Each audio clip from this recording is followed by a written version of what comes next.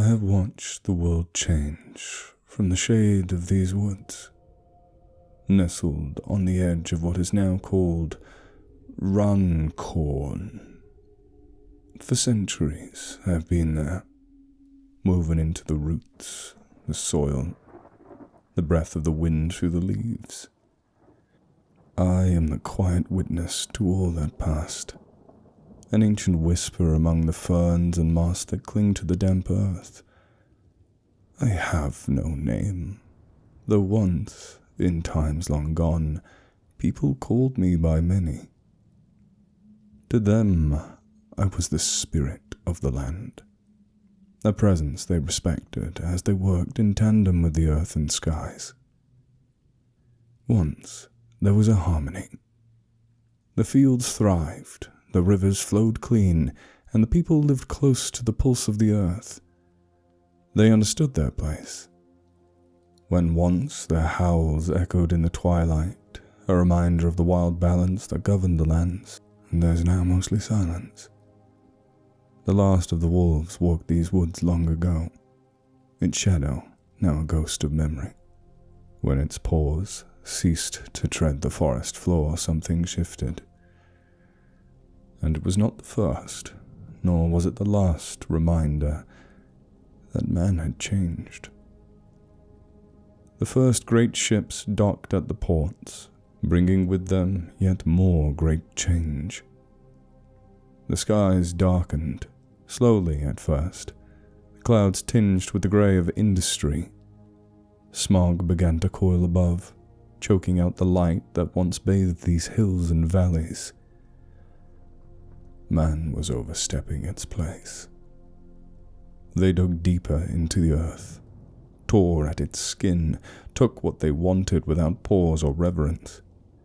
The trees, once so plentiful, began to thin. The rivers, once clear, became veins of filth. The bounty that nature gave freely, its fruits, its game, its shelter, was no longer enough for them. They wanted more. And so they built, and burned, and bled the land dry. And now they walk, heads down, eyes glazed, disconnected from what once fed their spirits. Their towns rise, their factories hum, but the soul of this place has grown weary. I watch them, and I feel their growing emptiness. They have created a world of stone and steel, but with every step they take further from the earth, their joy fades. They grow restless, anxious, as if they cannot remember what it is they have lost. I feel it in the air, in the soil, the sadness that clings to them like smoke that still lingers in the sky. The land remembers. I remember. But the people, they have forgotten. The quiet of the night is broken by the sound of staggering footsteps. I sense him before I see him, his presence as discordant as the world he inhabits. He stumbles along the pavement, his breath heavy with the sour scent of drink, his mind fogged and far from the clarity these woods once offered his kind. There is a glint of metal in his hand, faintly reflecting the flicker of a distant street light. Keys, jingling like small hollow bells, clutched tight in his fist. He fumbles with them, trying to find the right one, aiming it in the general direction of his car. The metallic clatter against the door is a symphony of frustration. I watch as he mutters curses, the alcohol slowing his every movement, dulling his senses to the point where even something as simple as opening a door becomes a battle. The keys slip from his fingers, tumbling out of his grasp, falling to the ground with a faint thud. And then they are gone, swallowed by the undergrowth at the edge of my domain. His head lolls forward as he stares down at the darkness, confusion on his face. He kneels, squinting into the bushes, muttering under his breath. "Bloody keys," he slurs. "Where the hell?" I feel his approach, his body leaning ever so slightly toward the shadows, his hand outstretched, his balance unsteady, ready to plunge into the unknown. The air around him shifts, thick with uneasy tension. Then he freezes. That primal spark stirs in him, a flicker of instinct, ancient and buried beneath the layers of modern life, ignited by the depthless black of the wood before him. His drunken mind may be dull, but somewhere deep inside, a voice speaks. A voice older than the factories, older than the ships, older than the roads that cut through this land. It tells him to stop. His breath catches in his throat, and for a moment his drunken bravado falters. He stares into the darkness where the keys have fallen, but he does not move. His body starts to tremble with a quiet, unseen fear, as though he senses something watching him. Something he cannot see but knows is there. I wait silently among the leaves and shadows. He is so close, yet something holds him back. His gaze flickers. Pulse quickens and silence between us stretches, taut as a bowstring. He doesn't leave. No, he pushes, swaying on his feet, and mutters something beneath his breath. "I'm a big boy," he says, trying to muster up a sense of bravery or perhaps defiance, as if saying it aloud will chase away the creeping unease. "Nothing in the dark could hurt me." He stares into the blackness where his keys disappeared and takes a step forward, forcing his heavy limbs to move. His foot lands on the soft earth at the edge of the woodland, and I can smell it. His fear, thick and acrid, mingling with the pungent scent of urine as it stains his trousers. The man's body betrays him even as he stumbles forward, puffing himself up in a mockery of courage. But I can taste the truth in the air. He fumbles through the bushes, hands blindly searching for his lost keys, but finds only damp leaves and thorny branches. I continue to watch, unseen, as he gropes deeper, his fingers scraping against bark and bramble, growing more frantic. His breath quickens. He can't find them, because they are no longer where they fell. I've taken them further, deeper into the heart of this place. He doesn't know it yet, but I've drawn him in. How sad they've become. Born of proud Celts, seafaring Vikings, and others who once knew the land and sky as kin. Once their blood sang with the strength of the wild, their ancestors steering longships across rough seas and waging battle with the earth and each other. They were people who understood how to fight for survival, who knew the rhythm of nature's pulse, who walked perhaps not in harmony with the cycles of the earth, but much closer than this sorry wreck before me. And now they are like the sheep they farm in overabundance, docile, meek, endlessly grazing on a land they've stripped bare. What was once lush forest, where trees spread their roots across miles, speaking to each other in a language older than men, is now cut, burned, and lost. Their hands, once calloused with the work of survival, are now soft, pressing buttons, steering wheels, fumbling with things they no longer know how to create. Anger stirs in me, dark and simmering beneath the quiet surface. These people, these creatures who have forgotten what they were, they have done this. They have trampled the soil beneath their boots, drowned the rivers in poison. I begin to move, the pulse of the wood surging through me as I prepare to close in on the man, his fear palpable, his shallow breaths quickening with every step he takes into the bushes. The weight of his helplessness is delicious, and for a moment I'm ready to take him, to show him the true depth of the land's anger, the darkness they have forgotten. But then something stops me. A sound, distant but growing closer. A rumbling. I freeze, my senses stretching beyond the man before me, toward the edge of the woodland. There the glow of the headlights cut through the night, and the unmistakable whine of a van's engine breaks the silence. The man, still fumbling through the brush, lifts his head at the noise, his drunken stupor briefly interrupted. His keys finally glint beneath the bushes, and he clumsily snatches them up, muttering something I don't care to hear. But my focus has shifted. The van backs up to the woodland's edge, its tires grinding against the dirt, stopping just shy of the tree line. Two men climb out, careless, heavy-footed, as though they own this land. One glances around, casting a quick, dismissive look at the woods. "Start unloading," he says, his voice low, casual, devoid of any reverence for where they stand. The other nods, and together they move to the back of the van. They swing open its doors to reveal a heap of rubbish spilling open.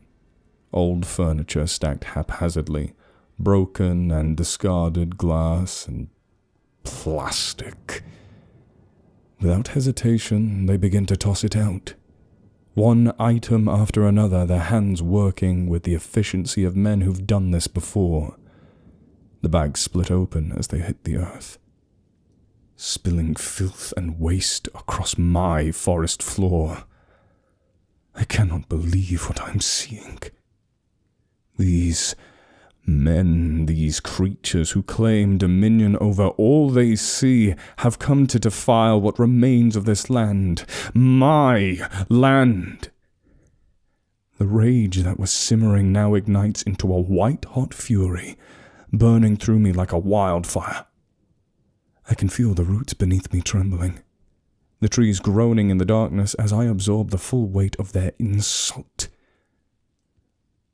My gaze locks onto the two men, their laughter rising out as they throw more waste into the woods. Plastic, metal, glass, all of it desecrating the soil, poisoning the earth with their arrogance and apathy. They think nothing of it. They do not see the land as something alive, something sacred. To them, it is just another place to discard what they no longer need. I can feel the anger rising within me, twisting through the roots and vines, spreading through the undergrowth like a living thing. The weight of centuries presses down. The memory of what this place once was. An endless forest, ancient, connecting everything, everyone. Now it is broken, fragmented, reduced to patches. No longer can I see my kin. And these men, these fools, they would dump their waste here, too blind to see the life beneath their feet. I will not allow it. The trees begin to shake with a fury that is barely contained, their branches groaning under the weight of the rage I've unleashed. The men, still unaware, continue their desecration, laughing as they hurl more rubbish into the undergrowth. The air grows thick, heavy with the promise of something terrible. I am moments away from striking, moments away from letting them feel the wrath of the land they have so carelessly defiled.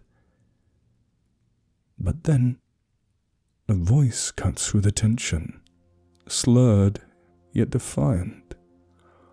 "Oi! You can't dump that there. Kids play around here." The drunk man, The one I had been ready to claim stumbles out of the bushes. His face flushed and unsteady, but his voice sharp with unexpected conviction. He points towards the men by the van, his hand trembling but steady enough to make his presence known. I pause, my focus wavering as I watch him confront them, his breath heavy with the stench of alcohol, but his words clear. The two men stop in their tracks, the laughter dying on their lips.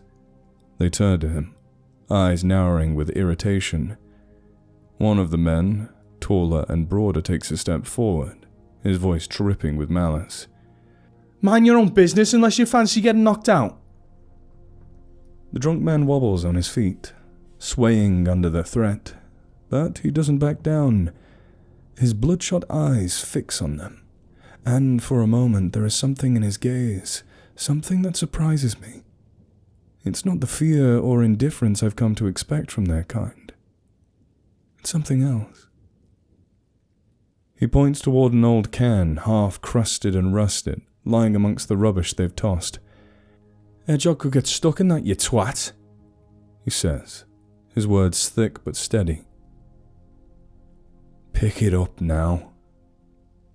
The men blink, momentarily stunned by the audacity of the man before them. The taller one steps forward, fists clenched, ready to strike, but the drunkard doesn't flinch. His words, tough, sloppy, and clumsy, carry a weight that gives them pause. And I'm taken aback. I watch, still hidden in the shadows of the trees, as the rage inside them falters. This man, this fool who had stumbled through the night drenched in fear and drink, is now standing against them. His voice, though slurred and broken, carries the echo of something I had thought long dead. A respect for the land, however small, however lost beneath layers of modern filth and ignorance, still burns within him. It is not a mighty flame, but it is enough to give me pause. The men in the van exchange glances, their arrogance tempered by confusion. For a brief moment the larger one steps back, shaking his head as if dismissing the confrontation. "You drunk, mate," he mutters, turning toward the van. "Piss off before you get hurt." But the drunk man doesn't move.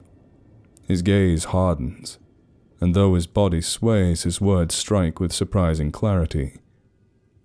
I said, pick it up. I can feel the earth beneath me shift. The roots that once tightened with fury loosen, unsure. This man, who moments ago was lost in his own misery, now stands before these two intruders with a strange courage, defying them in the name of something as simple as a hedgehog. The irony does not escape me, nor does the bitter truth of it. This land has fallen so far that a lone drunkard is the only one to stand against its ruin. The night tightens around them, the tension snapping like a taut wire. The two men, their faces twisted in cruel sneers, step toward the drunkard with a predatory swagger. One of them picks up an old brick, his knuckles white as he grips it, while the other cracks his neck, ready to make good on their threats.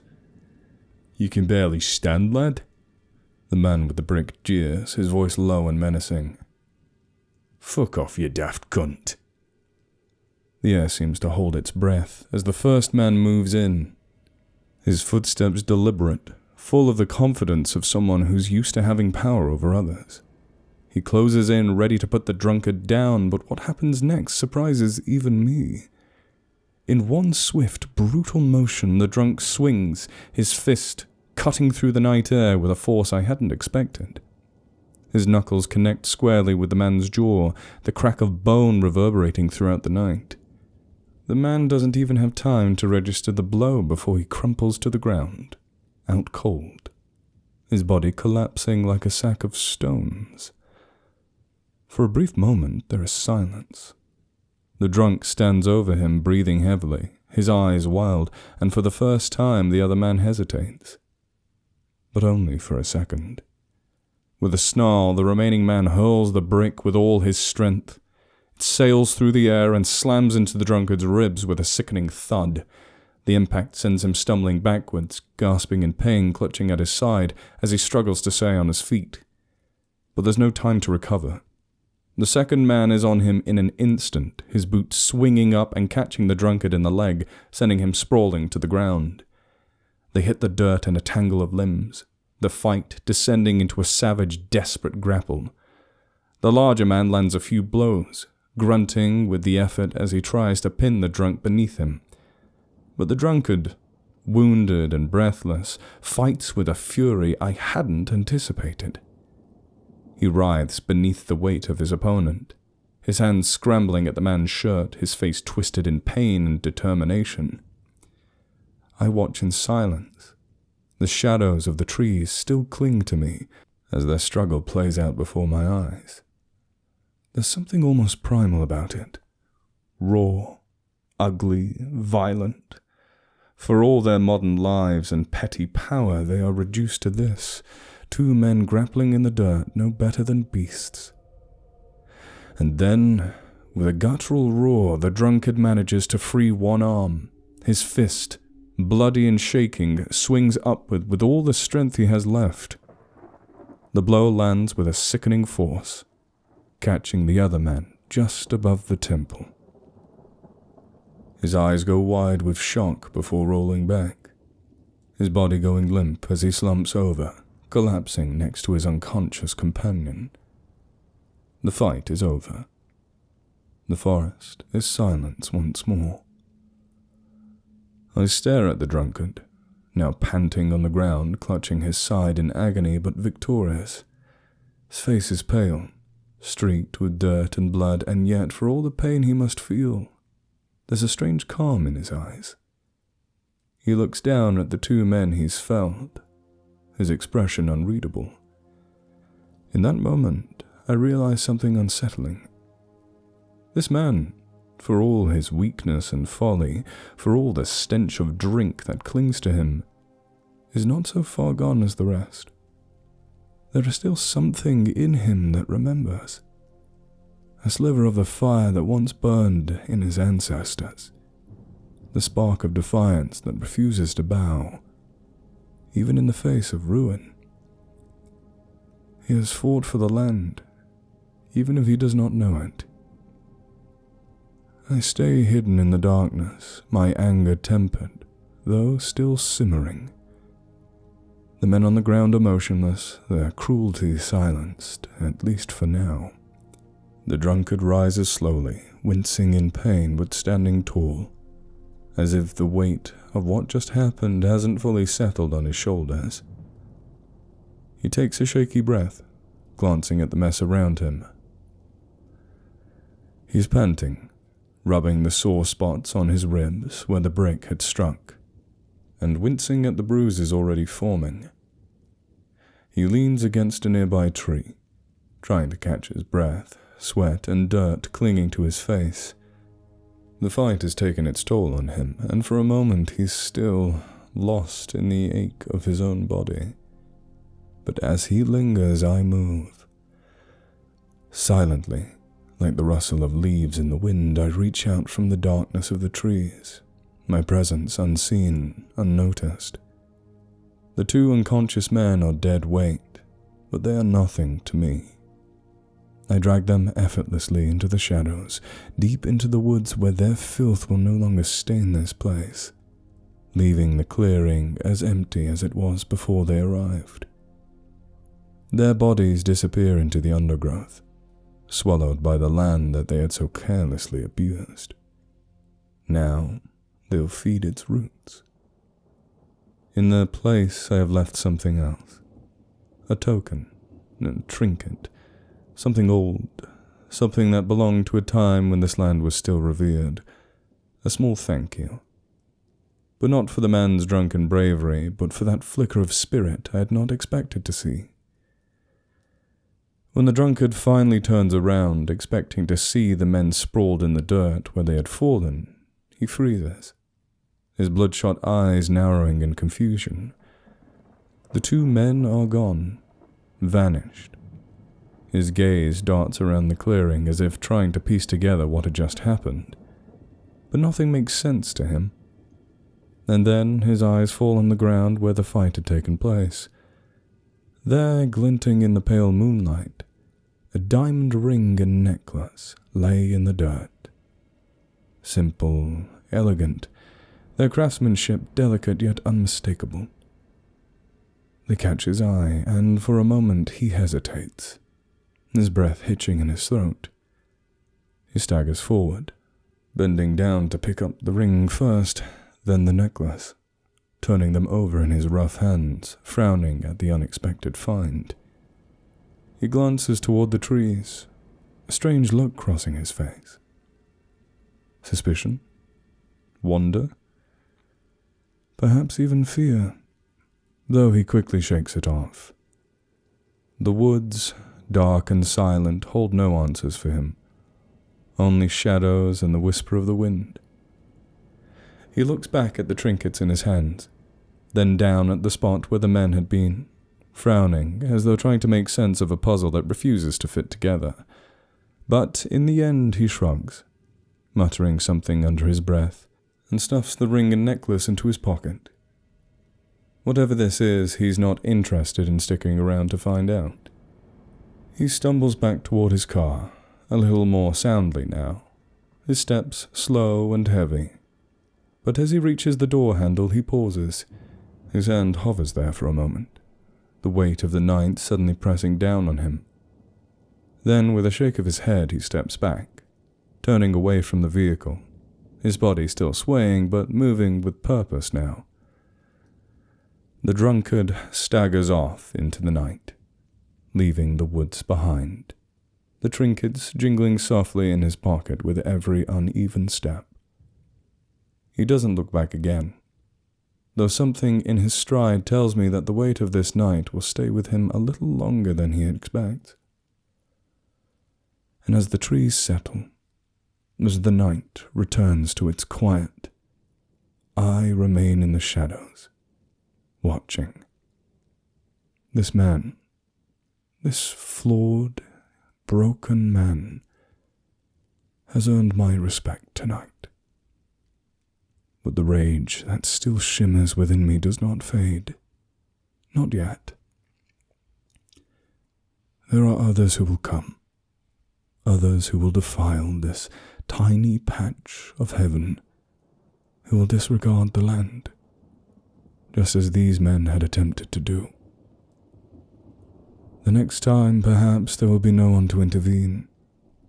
Next time, the land will not be so forgiving. But tonight the forest rests, for its belly is full.